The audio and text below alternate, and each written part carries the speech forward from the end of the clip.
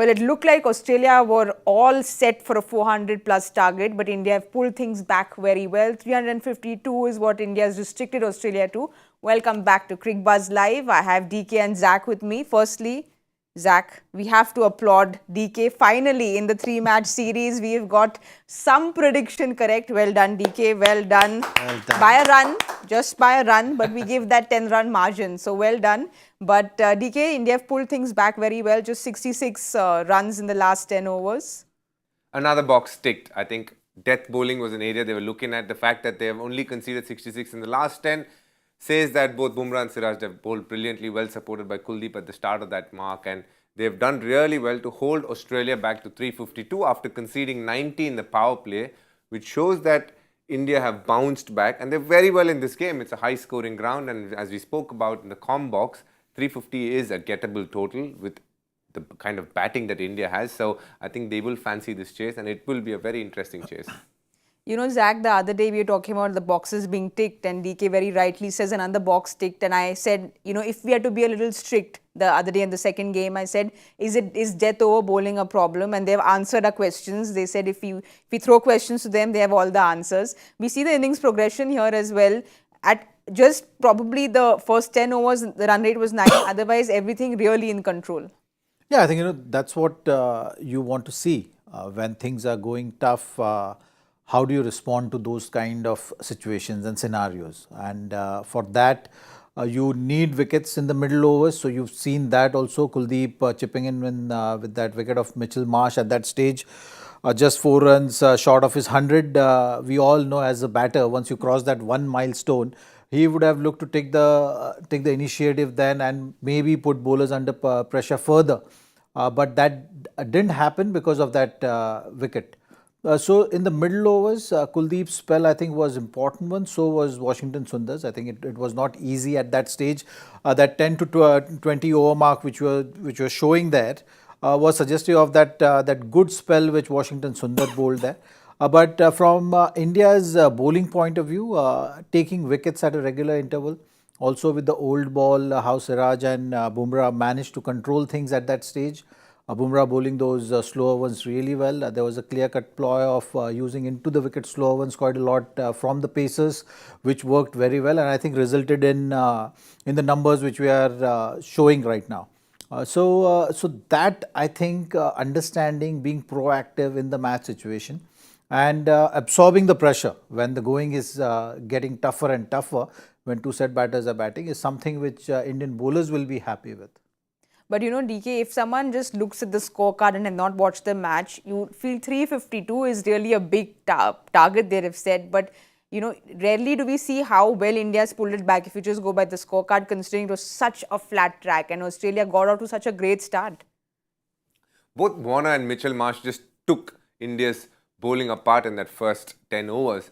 Post which I think Washington, just like Zach said, controlled their batting and brought things under India's control. But what was really good to see is Kuldeep striking. I thought Jasprit Bumrah, it's not often that you would see a fast bowler bowling in 5 spells. He bowled 5 spells, the first 2 not going exactly according to plan. But the way he came back in the 3rd, 4th and 5th spell shows why he is so special.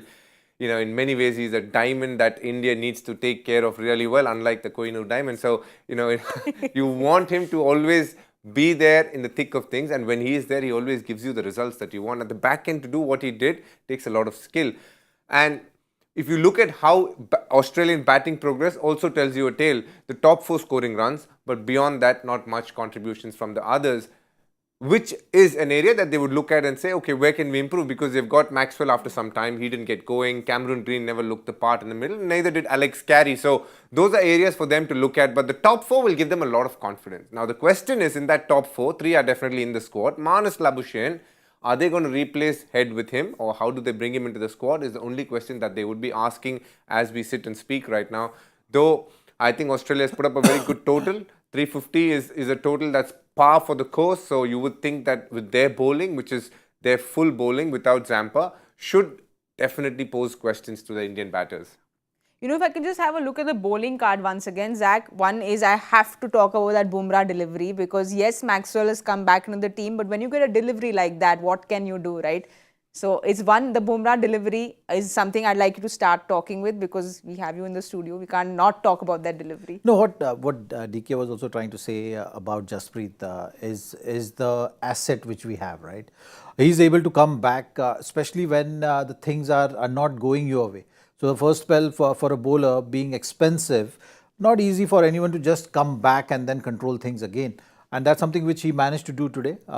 Maxwell, we all were talking about it, that the kind of impact he has in that particular phase of the game. You get him out and then suddenly things look different. Maxwell is someone who, if he's there at the crease, he's going to keep on scoring runs, because he's not someone who is just going to take his time. To get him out is something, is the best solution for anyone, and Bumrah managed to do that. The Yorker was superb. And that phase very bold, I think 37 to 39th over, where he got 2 wickets, actually reflecting in the last 10 over numbers. You know, that much, it becomes that much easier for you to then finish the innings in comfortable situation. You know, 10 overs, 80 runs in today's day and age, it's like a given scenario for anyone. For Indian team right now to just concede 60 odd runs in that phase says a lot, and the credit goes to Bumrah with that regard of taking those 2 wickets just before that phase started to really have a good footing getting into that back 10 of the innings. You know, DK, if you can see the progression card from the 31st to the 40th over, I think 356 for 3 is what India managed. So that those middle overs are so crucial. So 56 for 3, run rate of 5.60.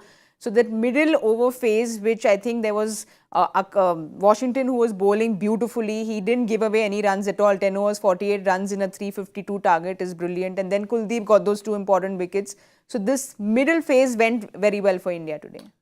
If you do look at what the stat that they just put up about the progression, the best part about it from an Indian team perspective is the fact that they have stuck in all phases. They've got wickets in all phases, barring the one phase where they didn't give too many runs. And they could have easily leaked runs at that stage, because there was a Mitchell Marsh who was going well, and there was a Steven Smith who was playing pretty aggressively as well. So that is a success for Team India.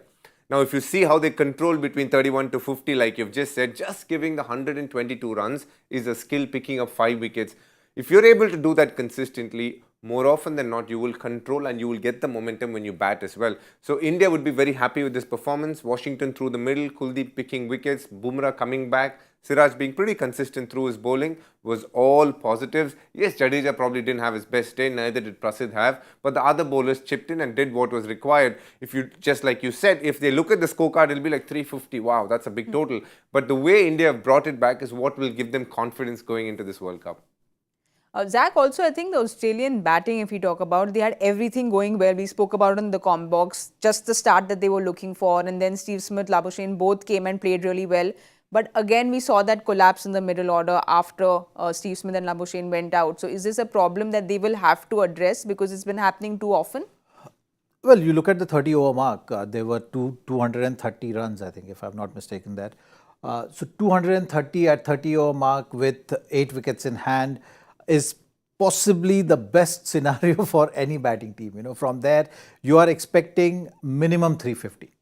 And what they've got today is minimum which was expected from that scenario. You know, for you to be in a great situation and then finish the innings with taking the other team out of the game, I think that's what they will be feeling right now. They'll be thinking that we had the opportunity, but we've not really got the team with the bat in hand to that scenario where the other team is completely out. And you're talking about another 30, 40 runs. So with that regard, they fell short. But if you look at how they've been progressing over the last 3-4 ODIs, they'll be happy with this score. True. You know, so it's a kind of scenario for them. Okay, things were not working for us. We were not getting the ideal start with the bat. The middle order was not chipping in the way they should be. But today they've ticked a lot of boxes, and I think to score 350 runs after looking at their last 5 ODIs, they'll be happy with this kind of a total. But on the day when you are in this kind of a scenario, whether you've done enough to get the other team out of the game, then they've definitely fallen short just a tad bit. But DK, of course, a big positive is the Warner-Marsh partnership that they saw, because Travers Head has big shoes to fill into. But is this an opening combination you think they'll go ahead with? you would want them to go with this because they're powerful. They take on the bowlers in the power play. They play spin well, especially David Warner. Mitchell Marsh has really improved and they complement each other well because they're a left and right combination. I genuinely wish that they hold on to this partnership because it can be very fruitful for them in the World Cup. And the fact that it'll ease pressure on Steven Smith, who walks in at 3, because he is not somebody who's going to come in and get going straight away. He's going to need the help of his partner, and both of them are capable of doing that, especially if they get set. So here is an opportunity for them to stick to an opening partnership and a solid number 3, and post that is what they need to look at.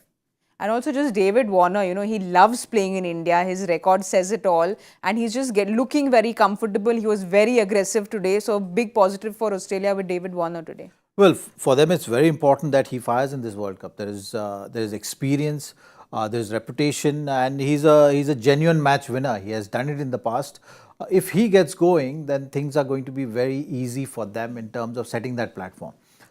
Once you set the platform, more often than not, you will get to these kind of totals, which will always keep you in the game. And from that point of view, Warner's form, Warner's presence out there in the middle is going to be very important for Australian team.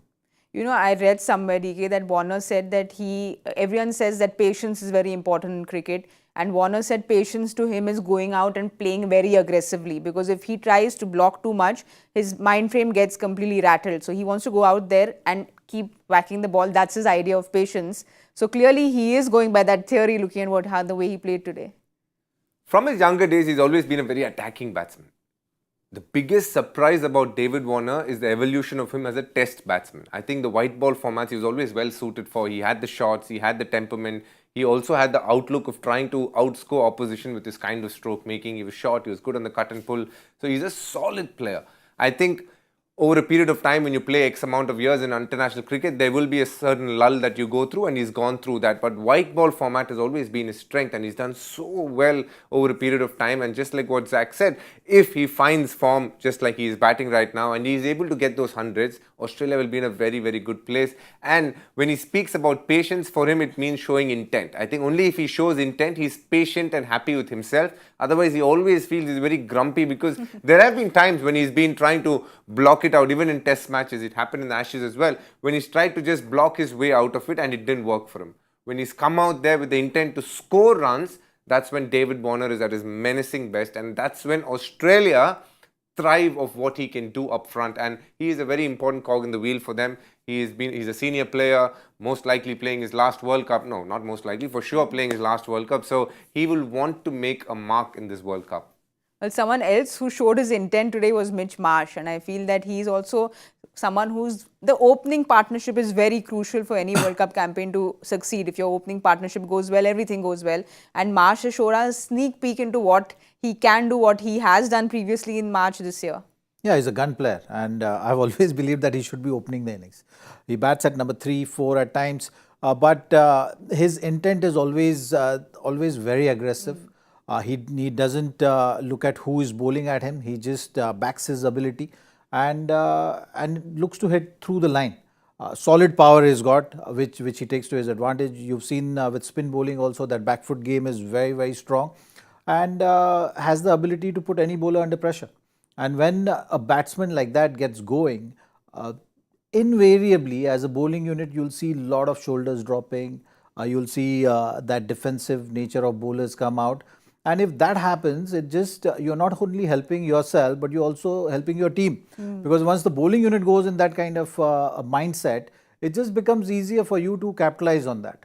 So from that point of view, he's someone, if he starts the innings, it gives you that much advantage. It gives him also that much time of setting the tone for the innings. So yeah, all those factors considered, I think Australia should look to replace Travis Head, and that's what Travis Head was looking to do.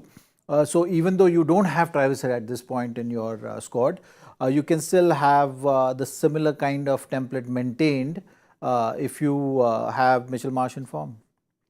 I think both Smith and Marnus played really well, 70 plus scores for both. Do you think the heat was getting to them? Because we at intervals kept seeing Steve Smith sit on a chair, or even Mitch Marsh was cramping up a little. They've not gotten used to the conditions yet, but I don't know how you guys play in this heat. They come from the southern hemisphere and it's winter right now, so it'll take time for them to acclimatize, and they're playing in some hot venues. And we all know how Rajkot is, in most parts of India as well. If the previous day it has rained, which it has in Rajkot, then the next day is followed up by some proper heavy duty sunlight, and I'm sure that's the effect that they're feeling right now. And I don't think Marsh could have lasted a lot more than he did there. I think he was pretty exhausted and he was cramping up, whereas Steven Smith is a very fit guy and he's very batting fit. For him to feel the heat, considering he's travelled to India very, very many times, it tells you that it's a hot day out there today. I think the evenings will be much more pleasant in Rajkot, but when they were batting, it was definitely hot, and it will be a part of this World Cup as well. The heat in a lot of the venues, it is going to be really hot. Starting off in Chennai when they play India, it is. I'm just coming from Chennai. I can tell you, it is really hot during the day. But Zach, you feel both. You know, we've been discussing, can Australia have Steve Smith and Marnus in the team? And they've both shown today that, you know, they can up the gear when it's needed. They've both played with a certain template. So the discussions we've been having around Team India and the 5th position, I think again this opens up a big discussion for Australia. Yeah, I think it's a good headache to have. You know, if you have both these players in form, they will possibly put them in the playing 11, I feel, only because of the fact at times in subcontinent condition in India, you know that the wicket will be assisting spinners, and I think these two players are their best players of spin. So that just gives them that that support, that insurance to kind of have in the batting unit. So if you don't get a good start, and if the pitch is a pitch where, you know, you have to really grind and build your innings, you have to collect ones and twos and just see off that middle phase and set the platform for power hitters to come, then that's an ideal scenario. So that option is always there with Australia. Both the batters have scored runs. Looks like they will start with these two batters. If not, if they want more power, then Stoinis is always there in the reserves for them to utilize his services. It's interesting you ask this, Samuel, because I think they've gotten to a stage where they cannot do without both of them. Because if you see their reserve batters, it's Marcus Stoinis and Tim David. So they don't bat higher up in the order.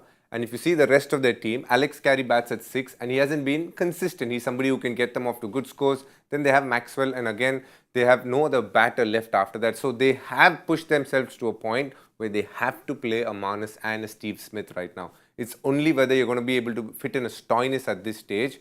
But the question of playing Marnus, I don't think exists anymore. They need him to be part of this team because they don't have anybody else of that caliber to bat at number 4, because in case they lose a couple of early wickets, they don't have any batter to come and bat through. So you will have to say that they will stick to Marnus Labuschagne. He's a good player of spin as well. And if you look at those batters, they don't have anybody to replace them for the World Cup. This is the squad that we see in front is for the Indian tour, but a Matthew Short isn't part of the team that's going to be there in the World Cup. Neither is Travis Head going to be available for the start of the World Cup. So how they're going to replace him is the question, but they definitely need him in that middle order. But don't you think it's just a little tempting to always have that batting all-rounder in Stoinis? Because yes, the discussion over Steve Smith and Marnus playing a similar kind of a game, and then having that temptation of keeping a batting all-rounder which you have in Stoinis, and who is a big hitter on his day. It will get to a stage where I think between Maxwell, Stoinis and Green, they could only probably play 2. I don't think it'll be in the top 4 because they need batters at 5, 6 and 7. They have Carey, who's for sure shot going to play because the wicket keeper. And between these 3, they will have to choose 2 to fit in the batting, you know, the leftover of the batters. Whereas the bowlers, they're pretty solid, 3 fast bowlers and Zampa. It's only between these 3 that they would need to be choosing 2 players, and it will boil down to that, I feel. Zach, to talk about our chase now, because I realize I get carried away sometimes when I get into the World Cup discussion and have to be brought back into, we have a game happening right now. But it's not 400 plus, but 352 is a very big target to chase. We are 1 batter short. So what do you think the approach is going to be, considering we are looking at a Rohit and Virat to open? Well, I think it's just about setting that platform, you know, that is not going to change. I felt that after 30 overs also, as the ball got older, it was not easy to hit those shots. And the reflection was in those shots which Green played, and certain, for Kuldeep also. After Green? Maxwell? Maxwell got bowled. Maxwell. So one more dismissal which was not clearing the boundary. So the ball, it was just Labuschagne. Marnus Labuschagne. So it was just a reflection of the wicket being slowing down with the old ball. So that factor is going to remain the same. That first power play is going to be very, very crucial. And once you have that platform, then you can put bowlers under pressure. Mitchell Starc, how he goes on about coming back, playing after a while, that is something which we have to wait and see. If he's getting that rapid pace and swing going in the evening, can provide that crucial breakthrough for Australia. If that happens, then it's not going to be easy. It all depends on first 15 overs, I think. If you set the tone, then this kind of totals, that start is always very, very crucial. DK, a left armour to Rohit, you always get a little worried because we know the record that Rohit has to a left armour. But between the Rohit and Virat, considering their opening, what do you think the strategy will be with regards to who's going to be the aggressor, or will they decide to just play it easy the first 10 overs? I think Rohit generally is the more aggressive partner with whoever he opens. He's taken that sort of a role. He enjoys playing those big shots. He'll have a look for a few balls and then he will launch himself. Virat, on the other hand, anything bad he will put away, but he'll be the one trying to go the distance. With Virat, we know how much he loves playing against Australia. We've seen it in his numbers. We've seen it in, we can see it in his numbers here. So again, the wicket looked really flat until it slowed up with the slow ball, like you said. But Virat is someone who's always looking forward to playing against Australia. Well, if you're going to go hard with the new ball at the top, you want someone to anchor the innings as well, which you've seen with Steve Smith or Labuschagne for that matter. Just that kind of a role, and to play that kind of role, Virat is known for that. He's also known for being a chase master. So if he gets going and he gets in that zone, then he will actually just push the others around him also to make sure that he's keeping up with the rate. So from that point of view, I think even this strike rate, it's fine. It's about someone getting that big 100. That is something which is going to be very crucial. You've seen it with Australia innings. There's no 100, but there are 4 batters contributing. But when you're doing this kind of a chase, I think one batter scoring that big 100 is just going to ease off that pressure. DK, you feel Virat is someone, he knows that on the 8th, India is starting the campaign against Australia. Will he be, when you go onto the field, does a Virat Kohli not think of what is coming and focus on exactly what the ball is and not, figure out how it's going to be on the 8th, how he wants to approach the World Cup campaign, but pretty much be there in the moment? He would be there in the moment. He likes to take small cues of what he would be facing. If he's finding a certain bowler hard to pick in certain places, he might look to play him and figure out what to do when the big match comes. But I wouldn't be surprised if it is not his best day today. He is one of those players who needs a big moment these days. He needs that calling, he needs that pressure. Today is definitely not the most pressure-filled day. I wouldn't be surprised if he doesn't really get going today. But come the 8th of October, we will see a different Virat Kohli because the pressure looks to get the best out of him. The way he prepares mentally and subconsciously when it comes to those big games is very different to a lot of others. Zach, the advantage is in whose favour right now? You feel with 353 to chase down, but the Rajkot pitch. Well, at this point, if you batted first, you scored 350 runs, then you obviously fancy your chances of winning the match. So I would say Australia at this point before the second inning starts, the chase starts, it's going to be Australia feeling that they got a really good chance. To add to that, if they pick that early wicket, it's just going to increase their chances. So yeah, maybe 60-40 in Australia's favour. For you, DK, 60-40 or you? I was just thinking about the percentages and I was thinking 55-45, but still in Australia's favour. And I only say that because of how the middle order is right now. If they need a lot of runs at the back end, it might get hard. All right, so because DK has won the prediction game in the last innings, you go first. Oh, 10 overs, 65 for 1. 65 for 1. I think 10 overs, 70. Okay. Short margin. So there are no margins here left. So DK is gone with 65, Zach's going with 70. I will go with 81 only because we have no margins left. So I'll go with 81. That's all for now. We will quickly go and see. I'm very excited to see Rohit and Virat open. So I don't want to miss a ball. You all shouldn't miss a ball either. Join us the 15 over point, the Cricbuzz Combox.